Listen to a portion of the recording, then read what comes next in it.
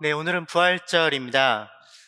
약간 허전하기는 해요. 우리 원래 부활절에는 콰이어도 하고 좀 특별한 예배를 드리고는 했었는데, 이번에는 그런 순서가 준비되지는 않아서 약간 허전하기는 하지만, 그래도 부활절입니다.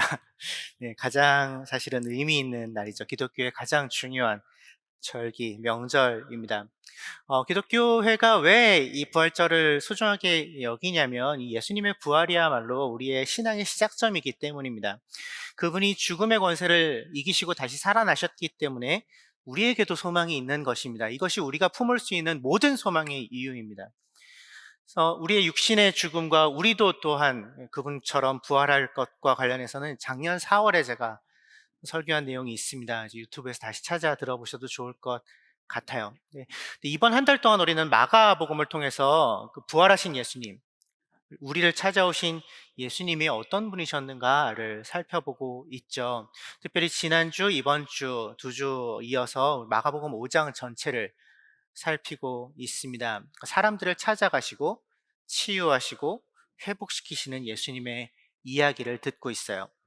마가복음 5장에는 세 개의 치유 사건이 연달아서 등장합니다. 지난주에 우리가 살펴봤던 거라사 광인의 이야기, 그리고 오늘 우리가 살펴볼 혈루병 걸린 여인과 야이로의 딸을 치유하시고 또 살려내시는 이야기가 5장에 연달아서 기록이 되어 있어요. 이 세 사람의 상황은 모두 다르죠. 귀신 들렸고 아프고 죽었습니다. 하지만 그들에겐 공통점이 있어요. 어떤 소망도 없는 상황이라는 공통점이 있습니다. 그렇게 소망 없는 그들에게 예수님이 찾아가십니다. 그리고 그들의 그 절망뿐인 상황을 바꾸시죠. 하나님 나라, 그 하나님의 다스림 그 자체이신 그분께서 그들의 인생에 완성될 하나님 나라의 특징인 온전한 치유와 회복을 가져다 주십니다. 이 이야기가 마가복음 5장의 이야기들 내용이에요. 그리고 이 5장의 이야기 단락은 사실은 그 앞에 4장과 연결되는데요. 4장 가장 마지막 절에 제자들이 수군거리는 것으로부터 사실은 시작됩니다. 도대체 이분이 누구시기에 바람과 바다까지도 그에게 복종하는가? 그러니까 풍랑을 잠잠케 하신 예수님에 대한 이야기가 마가복음 4장 마지막 부분에 등장하고 4장 가장 마지막 절에 제자들의 질문이 등장하는 것입니다. 도대체 이분이 누구이신가? 도대체 이분이 누구이신가?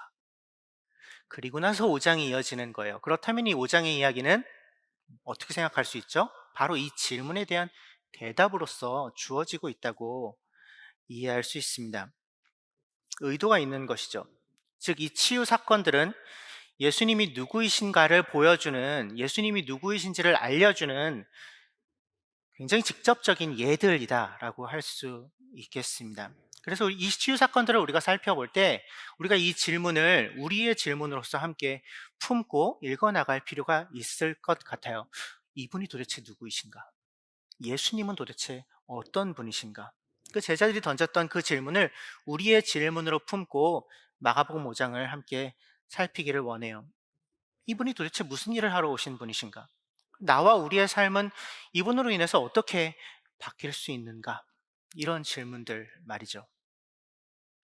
그래서 이 질문들을 가지고 우리의 질문으로 품고 이야기를 살펴보죠. 오늘도 설교 본문, 오늘 본문 마가복음 5장 21절부터 마지막 절까지인데요. 오늘도 낭독극으로 준비했습니다. 오늘은 특별히 영상으로 준비했어요. 대부분 세번역 성경을 그대로 따라가고 있지만 몇몇 부분은 약간 고쳐서 읽게 됩니다. 그러니까 이야기 자체의 흐름에 집중하면서 준비된 우리 낭독극 함께 보시죠.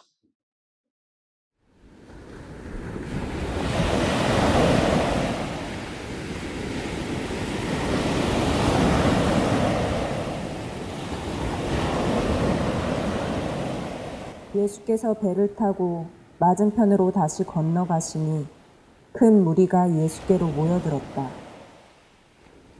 예수께서 바닷가에 계시는데 회당장 가운데서 야이로라고 하는 사람이 찾아와 예수를 뵙고 그 발 아래에 엎드려 간곡히 청하였다. 내 어린 딸이 죽게 되었습니다. 오셔서 그 아이에게 손을 얹어 고쳐주시고 살려주십시오. 그래서 예수께서 그와 함께 가셨다.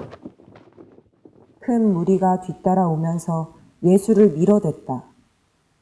그곳엔 12해 동안 혈루증을 앓아온 여자가 있었다.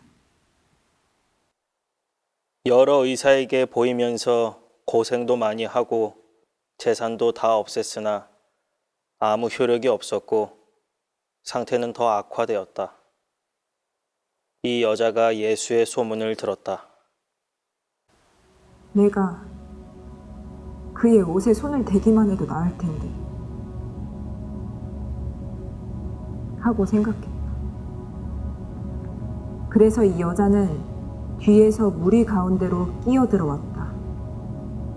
그리고 예수의 옷에 손을 대었다. 곧 출혈의 근원이 마르니 그 여자는 몸이 나은 것을 느꼈다. 예수께서는 곧 자기에게서 능력이 나간 것을 몸으로 느끼시고 우리 가운데 돌아서서 물으셨다. 누가 내 옷에 손을 대었느냐?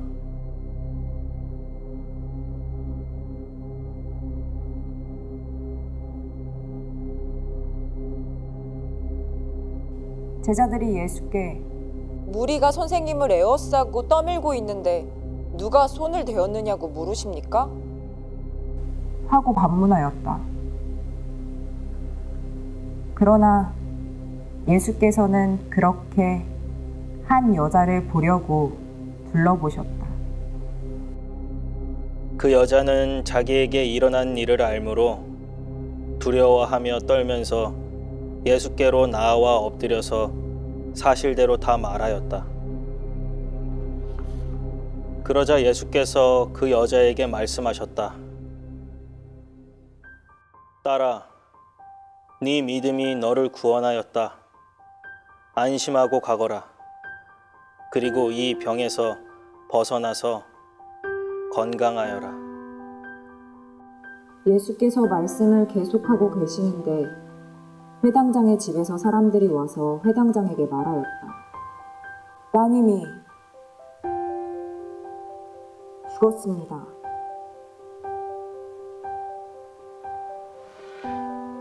이제 선생님을 더 괴롭혀서 무엇하겠습니까? 예수께서 이 말을 곁에서 들으시고서 회당장에게 말씀하셨다. 두려워하지 말고 믿기만 하여라. 그리고 베드로와 야고보와 야고보의 동생 요한밖에는 아무도 따라오는 것을 허락하지 않으셨다. 그들이 회당장의 집에 이르렀다. 예수께서 사람들이 울며 통곡하며 떠드는 것을 보시고 들어가셔서 그들에게 말씀하셨다. 어찌하여 떠들며 울고 있느냐? 그 아이는 죽은 것이 아니라 자고 있다. 그들은 예수를 비웃었다.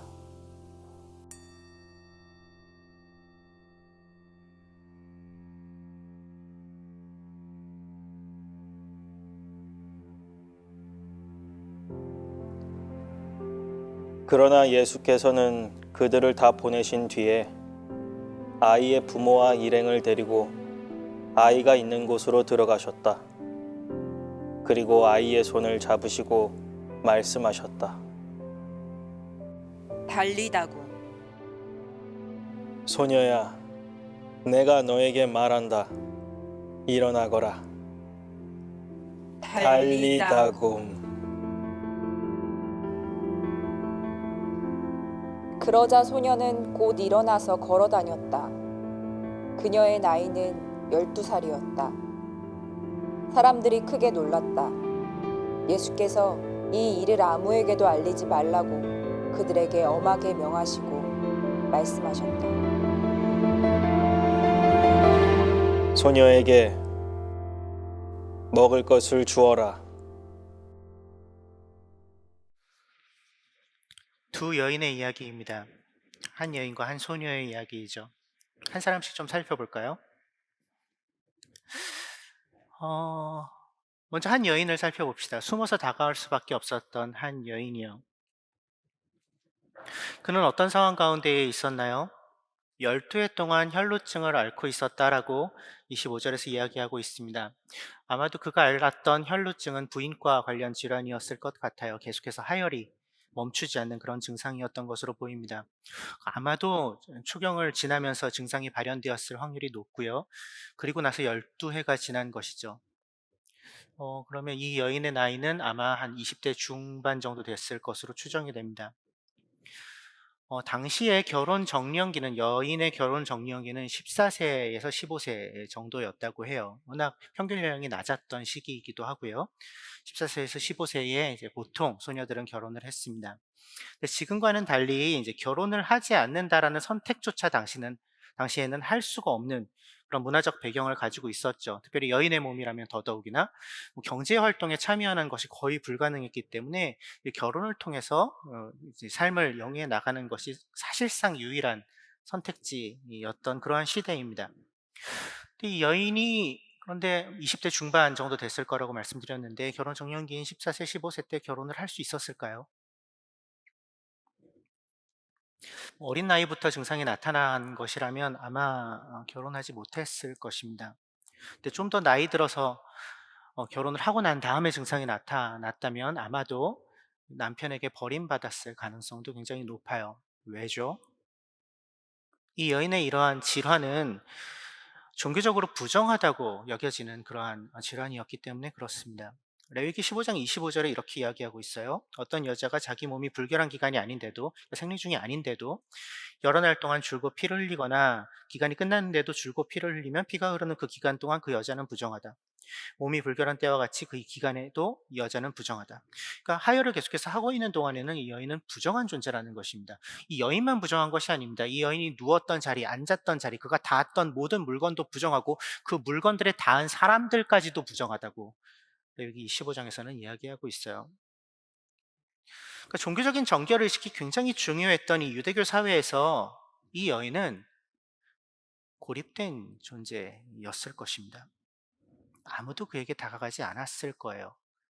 혹시라도 닿을까봐, 혹시라도 그 부정을 탈까봐. 몇 년 동안이요? 12년 동안이요. 이 12회라는 시간을 이 여인은 어떻게 보냈을까요? 우리가 감히 이 여인의 그 좌절과 고통을 미루어 짐작할 수 있을까요? 이 12회가 그에게 어떤 시간이었을까? 1, 2년이 아닙니다. 12년입니다. 12년 동안 부정한 존재로 여겨지며 사람들이 가까이 오지 않는 그 시간을 살아오면서 이 여인은 자기 자신을 뭐라고 규정했을까요?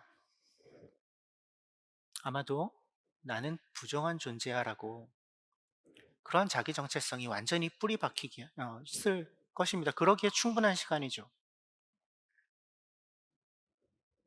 26절은 더더욱 절망적인 이야기를 우리에게 들려줍니다. 이 여인은 이 병을 고쳐보려고 온갖 노력을 다 기울여 왔습니다.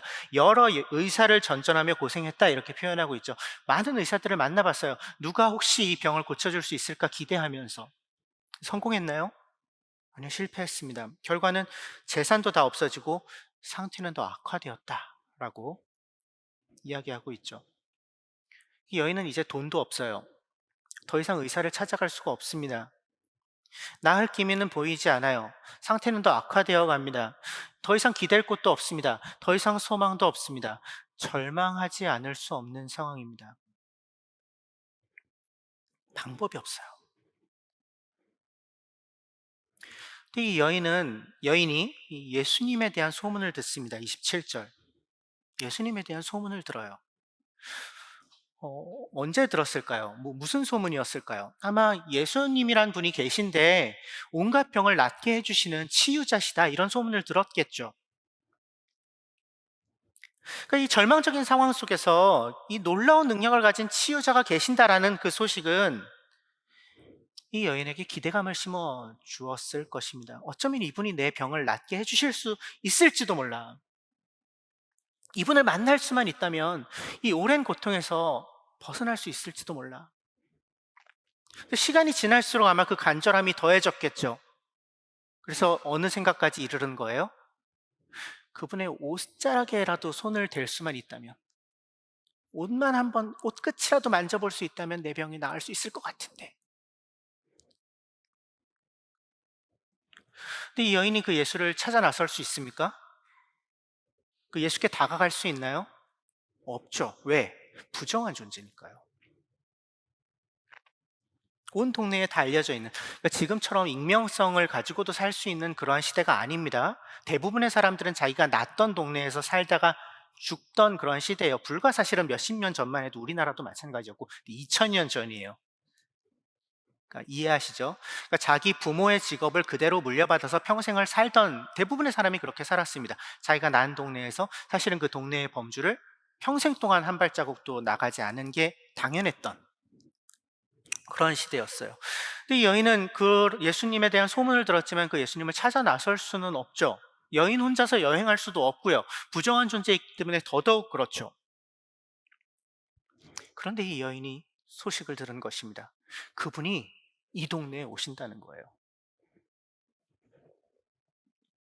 그래서 여인은 용기를 냅니다. 그래서 그분께로 다가가기로 해요. 아마 자기를 감췄을 거예요. 둘 싸매고 나갔겠죠. 사람들이 알아보지 못하도록 몰래 다가갑니다. 뒤에서 가만히 다가가요. 다행히 이 여인에게는 너무나도 다행스럽게 굉장히 많은 인파가 예수님을 막 밀듯이 막 움직이고 있는 상황이었기 때문에 그 사람들 사이를 뚫고 예수님께 가까이 가는 것이 가능했어요. 그래서 숨어서 예수님께 몰래 다가가 그가 꿈꿔왔던 대로 그분의 옷자락에 손을 댑니다. 그래서 놀라운 일이 일어나죠. 출혈의 근원이 마르고 29절. 그러니까 내부적이고 근원적인 치유가 일어났다는 거예요. 그리고 그 여인이 즉각적으로 몸이 나은 것을 느꼈다. 29절. 얘기하고 있어요. 실제적 감각으로 경험할 수 있는 아주 강력한 치유가 이 여인에게 일어났습니다. 이렇게 이 여인은 12해 동안이나 그를 괴롭혔던 고통으로부터 풀려났습니다. 너무나 간단하게 예수님으로 인해서 일어난 일이죠. 예수님이 다시 한번 그 하나님 나라, 그 하나님의 다스림, 그 모습을 그분의 존재로서 드러내신 것이죠. 더 이상 아픔이 없는, 더 이상 병으로 인한 고통이 없는, 더 이상 눈물이 없는 그 나라에서 일어날 일을 예수님의 존재가 다시 한번 이 땅 가운데에 펼쳐내신 그러한 사건이라고 할 수 있겠습니다. 그런데 이 이야기를 잘 들여다보면서 우리는 몇 가지 좀 질문들을 갖게 됩니다. 예수님이 하시는 굉장히 이상한 행동을 발견하게 돼요. 예수님이 자기에게서 능력이 빠져난 것을 알아채시고 사람들에게 물어보십니다. 누가 내 옷에 손을 대었느냐? 누가 내 옷에 손을 대었느냐? 그러니까 제자들은 영문을 알 수가 없죠. 도대체 갑자기 왜 이런 말씀을 하시나? 예수님께 핀잔을 줍니다. 사람들이 이렇게 많아서 서로 밀어대는데 지금 무슨 말씀을 하고 계신 거예요? 주변을 좀 보고서 하시는 말씀이에요. 지금 옷에 누가 손댄 것 같다고 지금 이러시는 거예요? 예. 이렇게 예민하신 분인 줄 몰랐는데요. 뭐 이런 걸지도 모르겠어요. 음. 근데 질문을 하게 돼요. 예수님 진짜 누가 그 옷에 손을 댔는지를 모르셨을까요? 정말 모르셨을까요? 이 여인을 고친 것은 예수님의 의지와는 전혀 상관없이 일어난 일인가요? 그러니까 그저 이 여인의 간절함이 이 치유를 일으킨 것일까요? 이거는 우리의 믿음은 아니죠. 이거는 샤머니즘적인 믿음이죠. 간절함이 뭔가 하늘을 감동케 해서 병을 낫게 준다라는 것은. 우리의 간절함이 우리의 문제를 해결해 준다고 우리는 믿지 않습니다. 기독교의 믿음은 그런 것이 아니죠. 예수님이 정말 모르셨습니까? 예수님과 상관없이, 예수님의 의지와 상관없이 이 치유 사건이 일어난 것입니까? 아니요, 그렇게 볼 수는 없을 것 같습니다. 왜요? 한 구절 때문입니다. 32절. 그러나 예수께서는 그렇게 한 여자를 보려고 둘러보셨다. 예수님의 의도를 마가는 표현하고 있어요. 예수님이 둘러보셨는데 무엇을 위해서 둘러보세요? 한 여자를 보려고. 알고 계세요. 알고 계시면서 짐짓 물어보시는 거예요. 누가 내 옷에 손을 대었니? 나와봐라. 하고 계시는 거예요. 왜 그러셨을까요? 굳이 그냥 마음으로 축복하고 보내주면 안 되나요? 네, 그래, 나왔구나. 잘 살아라. 그럴 수도 있잖아요.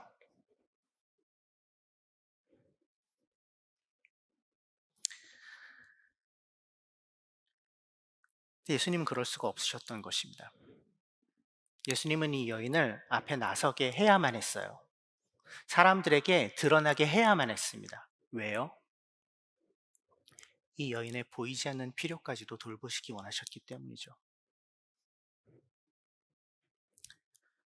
이 여인이 앞으로 나섭니다. 그래서 제가 손을 대었습니다. 자기 사정을 아마 사연을 이야기했을 것입니다. 12해 동안이나 이런 병으로 고통을 받았는데 이런 소망을 품고 당신의 옷자락에 손을 대었더니 제 몸이 나았어요. 제가 당신께 손을 대었습니다.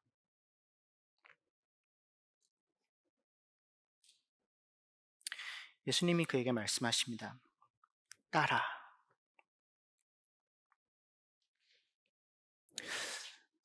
생각해보면 되게 이상한 호칭이에요. 이 여인이 몇 살쯤 됐을 거라고요?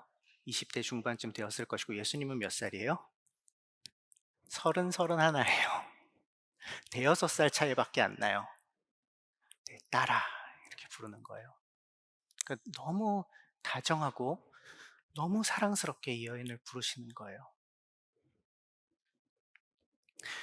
내 믿음이 너를 구원하였으니 안심하고 가거라. 그리고 이 병에서 벗어나서 건강하여라 이렇게 말씀하세요.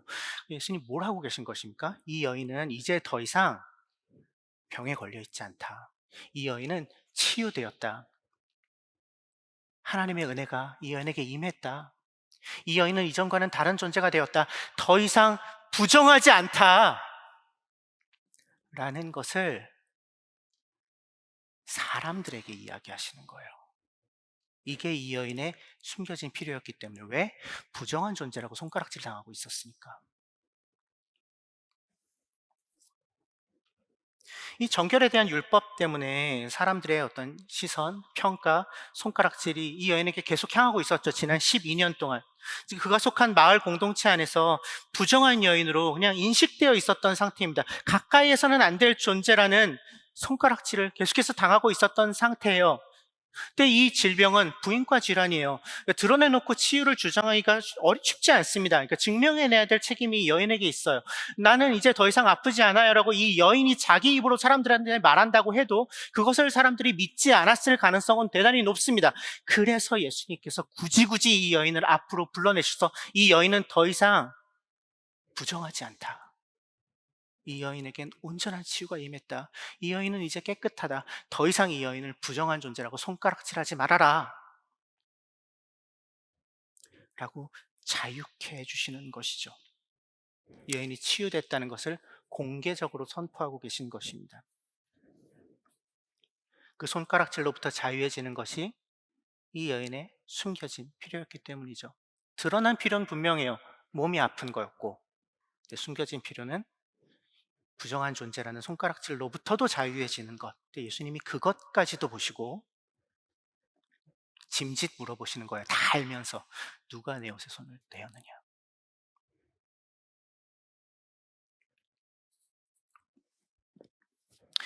또 한 명의 사람을 살펴보죠. 한 소녀입니다.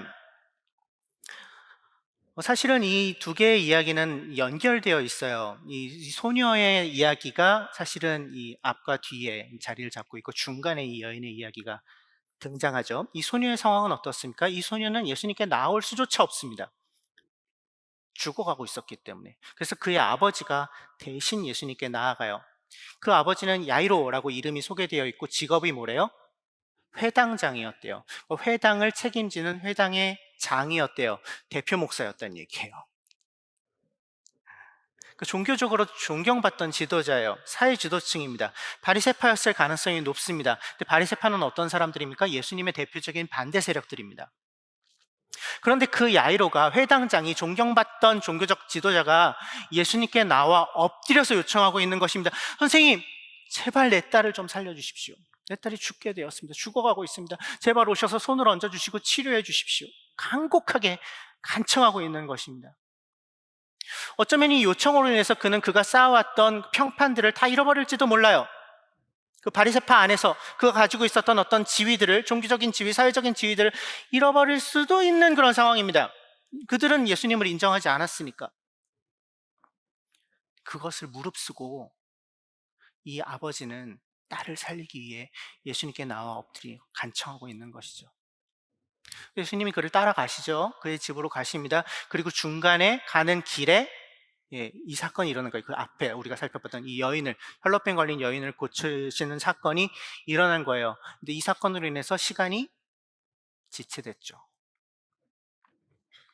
이 여인 때문에. 그리고 상황이 걷잡을 수 없이 악화됩니다. 사람들이 그 집으로부터 와서 이 아버지에게 이야기해요. 이제 아이가 죽었습니다. 이제 다 끝났어요. 소용없어요. 예수님 모셔가봤자 뭐해요? 이제 더 이상 이분을 귀찮게 해봤자 뭐합니까? 다 끝났는데. 절망할 수밖에 없는 상황입니다. 모든 것을 포기하는 것이 당연한 상황이에요. 이 아버지의 심정은 어땠을까요? 딸이 죽었다. 그러니까 자기는 모든 것을 걸고, 자기의 사회적 지위와 모든 것을 걸고 어떻게든 이 아이를 살려보겠다는 그 일념 하나만으로 예수께 간청하였고 예수 앞으로 나아왔는데, 근데 그조차도 아무런 소용없는 일이 되었다. 이 아이가 이미 죽었다라는 그 말을 들은, 그 소식을 들은 이 아버지의 마음이 어땠을까요? 그는 예수님을 믿고 예수님께로 나아왔지만 이제는 그 믿음을 지속하기 어려울 만큼 상황이 악화되어 있습니다. 그리고 사람들은 이야기합니다. 이제 아무 소용없다고. 그만 포기하라고. 예수님도 어쩔 수 없다고. 끝났다고. 그러한 야이로에게 예수님이 뭐라고 말씀하십니까? 두려워 말고 믿기만 해라 말씀하십니다. 그리고 그의 집으로 가세요. 그리고 죽은 아이에게 다가가서 손을 잡으시고 달리다굼, 그러니까 소녀야 일어나라 이렇게 말씀하십니다. 그리고 이 소녀는 살아났어요. 너무 간단하게. 그러니까 떠났던 생명이 돌아오는, 부활이 아니야. 이건 소생이죠. 놀라운 회복이 일어난 것이에요. 그러니까 복음서에 이제 예수님이 일으키신 세 개의 소생의 사건이 있는데 그 중에 하나입니다. 누가복음 7장에서 나인성 과부의 아들을 살리신 이야기, 요한복음 11장에서 죽은 나사로를 살리신 이야기와 함께 이 마가복음 5장, 또 다른 공간복음들에도 이제 기록되어 있는데 이 야이로의 딸을 살리신 이야기, 그러니까 예수님이 일으키신 세 개의 소생 사건입니다. 굉장히 중요한 사건이죠. 그런데 이 이야기 속에서도 우린 질문을 품게 됩니다. 예수님이 또 이상하세요. 39절에 그 집에 들어가서 사람들은 막 슬퍼하고 애통해하고 울고 있고 막 그 소란스러운 와중에 예수님이 들어가셔서 너무나 아무렇지도 않게, 야, 왜 이렇게들 소란 피워? 얘 죽은 거 아니야? 자고 있어. 이렇게 말씀하시는 것입니다. 얘 죽은 거 아니야? 자고 있는 거야. 사람들의 반응이 어땠다고 기록하고 있어요? 사람들이 그를 비웃었다고 기록하고 있어요. 이 인간 도대체 누군데 아무것도 모르면서 지금 여기 와가지고 아는 체 하고 있어? 아마 그런 마음이었겠죠. 질문이 생겨요. 예수님은 정말 이 아이가 죽었다는 것을 모르셨을까요?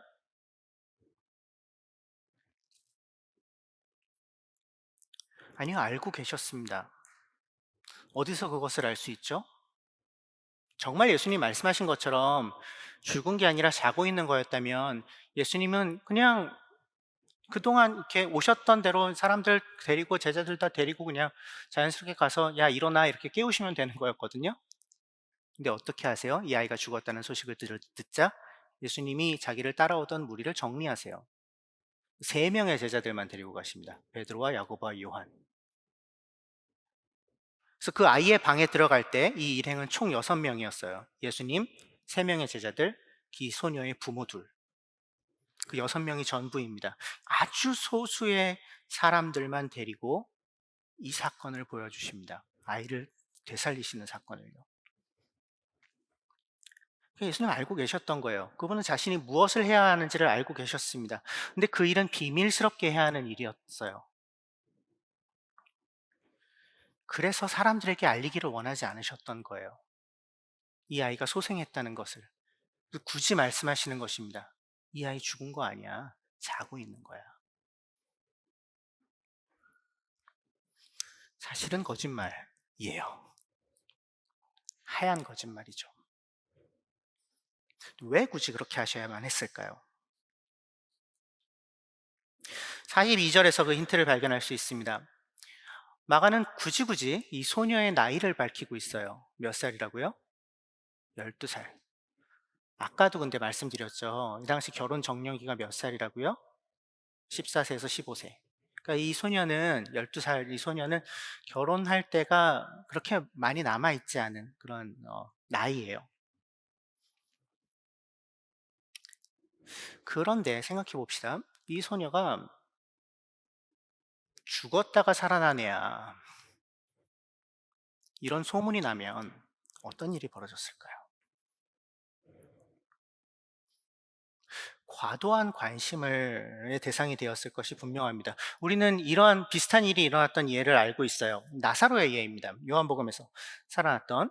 그래서 요한복음 11장에서 나사로가 다시 살아난 이후에 12장 9절에서 뭐라고 기록하고 있냐면 유대 사람들이 예수가 거기에 계신다는 것을 알고 몰려왔고 근데 예수님을 보려는 것만이 아니라 그가 죽은 사람 가운데서 살리신 나사로를 보려고 왔다고 기록하고 있어요. 그러니까 나사로가 구경거리가 됐어요. 그럴만하죠. 제가 죽었다가 다시 살아난 이래. 와, 예수님이 다시 살리셨대. 나사로는 그런 관심의 대상이 됐어요. 이 아이 또한 만약에 이 아이가 죽었다가 다시 살아났다는 것이 알려졌다면 이랬을 거예요. 사람들이 몰려왔을 거예요. 구경거리가 되었을 거예요.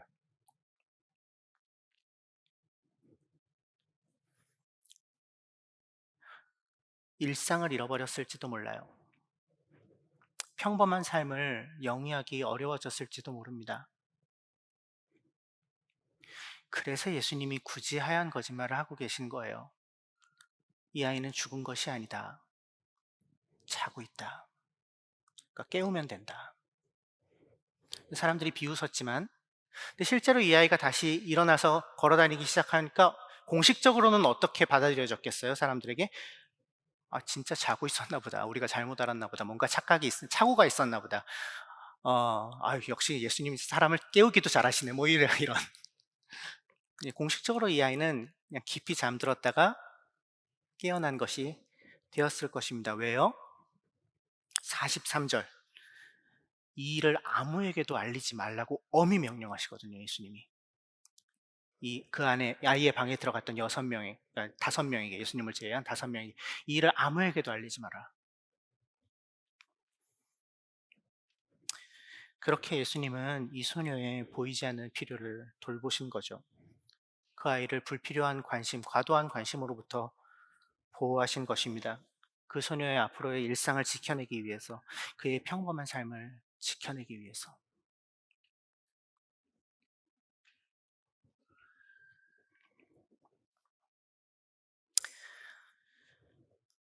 이 두 개의 이야기를 듣고 난 후에 우리에게 남겨진 질문은 4장 마지막 절에서 제자들이 남긴 질문과 같은 것입니다. 도대체 이분은 누구이신가? 도대체 이분은 누구이신가? 예수님은 어떤 분이십니까? 예수님은 여러분에게 어떤 분이십니까? 이 이야기 속에서 여러분이 만난 그 예수님은 여러분들에게 어떤 존재이신가요? 예수님은 어떠한 상황 가운데에서도 여전히 소망이 되시는 분이십니다. 가장 절망적인 상황 속에 있던 이들이 예수님을 만나서 새로운 소망을 얻었습니다. 이것은 우리에게도 마찬가지입니다. 이 마가복음 5장의 3명의 인물들에게 일어난 것과 같은 극적인 변화와 치유와 온전케됨이 우리에게 단번에 일어나지 않는다고 하더라도 우리 역시 예수님을 만나 절망적인 상황에서 소망을 얻은 이들이라는 사실은 그들과 마찬가지입니다. 예수님의 치유 사건은 그분으로 인하여 하나님 나라의 모습이 이 땅 위에 나타남으로 인해서 일어난 일이라고 말씀드렸어요. 기억하시죠? 그리고 지금도 그분으로 인해서 그러한 일이 이 땅 가운데 일어나기도 합니다. 예, 지금도 치유되는 일들이 일어나기도 해요. 신비하게 예수님이 손을 대고 일으키시는 일들이, 놀라운 일들이 지금도 여전히 일어납니다. 하지만 늘 그런 일이 일어나지는 않습니다. 그럼에도 불구하고 여전히 우리에게 소망이 있는 이유는 그분이 보여주셨던 그 하나님 나라, 그 하나님의 다스림이 온전하게 임할 그날이 우리에게 다가오고 있다는 것을 우리가 믿고 있기 때문입니다. 그분의 죽으심과 부활로 인해서 우리에게 분명하게 보증된 현실로 우리에게 다가오고 있다는 것이죠. 그날이 온다는 겁니다. 모두가 온전케 될 날이, 모두가 치유될 날이, 모두가 다시 살아나게 될 그날이. 예수님은 그 소망을 우리에게 주시는 분이십니다. 어떠한 상황 가운데서도 가장 절망스러운 상황에 처해 있는 자들에게조차도 마지막 소망이 되시는 분이십니다. 그래서 그분은 지금도 우리에게 여전히 말씀하십니다. 내 딸아, 안심하고 가거라. 내 아들아, 두려워하지 말고 믿기만 하여라. 또 예수님은 어떤 분이십니까? 이야기 속에서 발견하는 예수님은 어떤 분이신가요? 우리를 위해서 대가를 치르기를 주저하지 않으시는 분이십니다. 그분은 우리를 온전케 하시기 위해서 어떠한 대가도 마다하지 않으신 분이십니다. 이 여인을 온전케 하기 위해서 예수님은 제자들의 핀잔을 마다하지 않으셨습니다. 이 소녀를 살리시기 위하여, 이 소녀를 온전케 하시기 위하여, 이 그들에게 드러나지 않은 필요까지도 돌보시기 위하여 예수님은 사람들의 비웃음 당하는 것을 마다하지 않으셨습니다. 또 예수님은 무엇을 마다하지 않으셨나요? 우리에게 그 나라의 소망을 주시기 위해서 인간의 몸을 입고 이 땅에 오시는 그 번거로움도 마다하지 않으셨습니다. 또 그분이 무엇을 마다하지 않으셨습니까? 우리를 살리시기 위해서 십자가 위에 고통스럽게 죽임당하시는 것조차 마다하지 않으셨습니다. 그렇게 우리를 자신이 가지고 있는 모든 것을 다 주며 사랑하셨죠. 모욕당하고 수치당하시면서, 그렇게 대가를 치르시면서. 예수님 그런 분이십니다. 우리를 위해 대가 치르는 것을 아까워하지 않으시는. 또 그분은 어떤 분이십니까? 그분은 우리의 보이지 않는 필요까지도 돌보시는 분이십니다. 우리를 세심하게 살피시는 분이시죠. 그래서 우리가 미처 알아채지도 못하는 우리의 진짜 필요까지도 그분은 아시고 그 필요를 돌보기 위해 움직이시는 분이십니다. 우리는 무엇을 가지고 기도합니까? 대부분 우리가 느끼는 필요를 가지고 그분께 기도합니다. 주님, 저 이거 필요해요. 아프신 분들, 병이 있어. 주님, 저 낫게 해주세요. 필요죠. 드러난 필요입니다. 분명한 필요죠. 그래서 때로 그 기도에 응답하시지만 그렇지 않으실 때도 많습니다. 응답해 주시면 감사하면 됩니다. 근데 응답해 주지 않으실 때는요,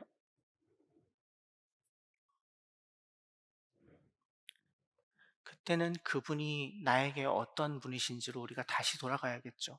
그분이 어떤 분이시라고요?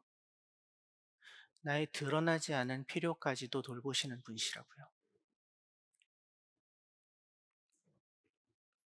우리의 보이지 않는 필요까지도 우리보다 먼저 아시고 돌보시는 분이시라고요. 이 여인에게 그러셨던 것처럼, 이 소녀에게 그러셨던 것처럼, 나에게도, 나의 삶 속에도.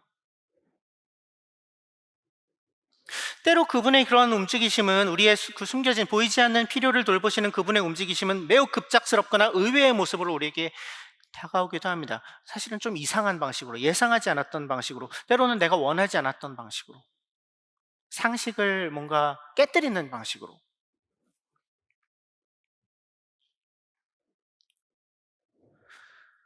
그런데 정말 중요한 것은 이미 결말은 정해져 있다는 겁니다. 이미 결말은 정해져 있다는 것입니다. 우리는 결국 그분 앞에 설 거예요. 결국 마지막에, 그러니까 모든 과정을 다 거치고 나서, 우여곡절을 다 거치고 나서, 이 세상의 온갖 고통과 아픔과 슬픔과 이것들을 다 지나고 나서 결국 우리는 그분 앞에 설 거예요. 정해져 있습니다. 그러니까 모든 어그러짐과 고통과 아픔이 사라진 완성될 그 나라가 임할 때, 그 하나님의 나라가 임할 때, 그분의 완전한 다스림이 임할 때, 그날에 그분 앞에서 우리가 나아가 설 거예요. 근데 아마 그날에 그분 앞에 섰을 때 우리가 이 땅에서 구했던 많은 것들이 별 의미가 없었네, 그렇게 고백하게 될 거라고 생각해요.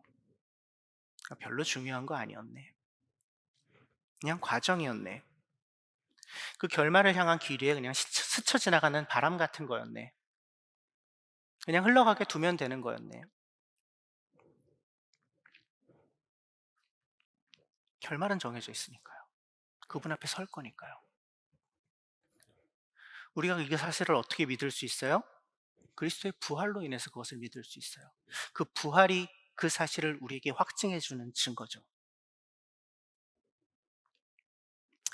그렇다면 우리가 드리는 기도, 우리의 보이는 필요를 요청하는 우리의 기도를 듣지 않으시는 것 같이 느껴질 때 우리가 보여야 할 반응은 너무 분명하지 않겠습니까? 사실 지난주에 말씀드렸던 것 같은 것입니다. 진짜 신뢰죠. 진짜 신뢰. 내 뜻대로 일이 이루어지는 것 같지 않을 때 그분을 여전히 신뢰합니다. 나는 여전히 당신을 신뢰합니다라고 고백하는 그 진짜 신뢰. 그럼에도 불구하고 놓지 않는 그 소망. 무엇으로 인하여? 그날로 인하여. 그 완성된 하나님 나라로 인하여. 그날까지 이르는 그 진짜 소망.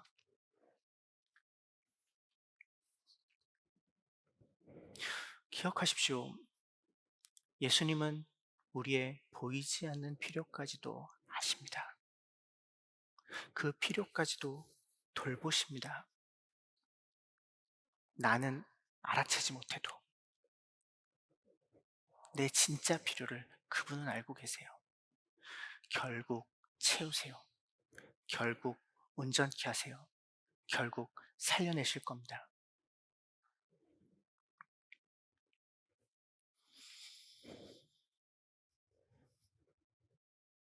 사실은요, 이 마가복음 5장 이야기에서 항상 제가 이 본문 제가 너무 사랑하는 본문이거든요.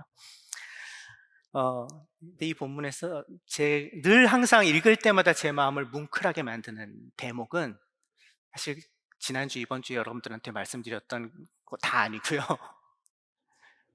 가장 마지막 부분이에요. 예수께서 이 일을 아무에게도 알리지 말라고 엄하게 명하시고 말씀하십니다. 이 아이에게 먹을 것을 주어라.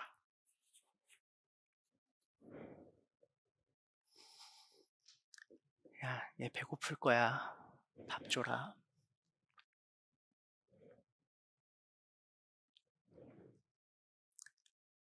이 소녀의 허기짐까지 챙기세요. 부모도 생각하지 못했던. 얘 배고플 거야. 오래 굶었잖아. 밥 줘라.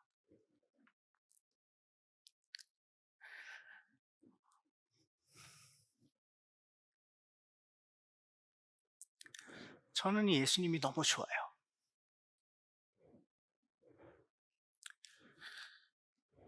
그분의 그 세심하심, 그분의 이 사랑이 풍성하심, 흠모해요. 닮고 싶습니다. 이 예수님을 어떻게 사랑하지 않을 수가 있습니까? 이 예수님을 어떻게 흠모하지 않을 수가 있나요? 어떻게 닮고 싶지 않을 수가 있나요? 사랑하는 저희 형제 자매 여러분, 그분이 우리를 먼저 찾아오셨습니다. 그분이 우리를 불러주셨습니다. 그분 곁에 있도록, 그분 곁에 서도록. 그러니까 사랑하지 않을 수 없는 그분과 함께 그분이 지금도 하시는 일을 같이 하자고 지금도 그분은 우리를 부르고 계십니다. 그렇게 그분과 함께 동행하는 발걸음으로 우리를 부르고 계세요. 나와 같이 걷자고 말씀하십니다. 언제까지요? 영원에 이르기까지. 결코 변하지 않는 신실하심으로 내가 너희와 함께 하겠다라고 약속하시면서 그 약속을 지켜가시며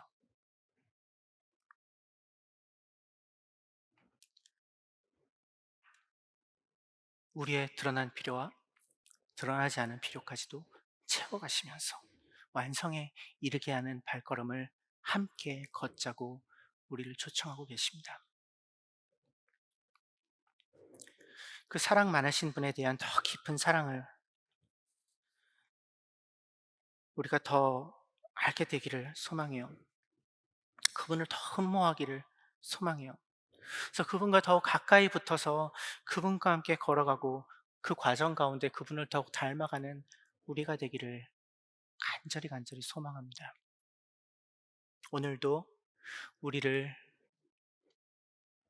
살피시고 돌보시고 이끌어 가시는 그 주님과 함께 걸어가는, 그리고 그분이 부활하신 이 특별한 이날 그 주님을 더 선명하게 만나게 되는 우리 모두가 되기를 간절히 간절히 축복합니다. 1분 동안 침묵하겠습니다.